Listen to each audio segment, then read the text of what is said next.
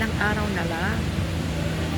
Maraming nagbibilang, maraming naghahanda, maraming nag-iisip paano maging masaya ang kanilang Pasko. Noche Buena o ano pa yan. May natatanggap ba sila pamasko o ano pa yan para maging masaya sa Pasko.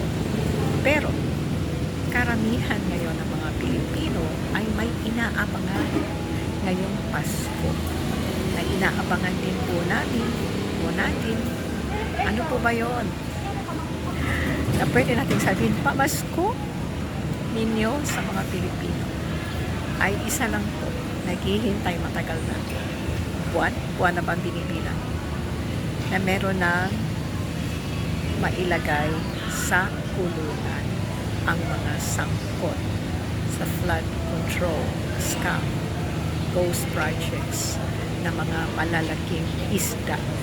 Sana malalaking isda ha, para masaya ang aming Pasko.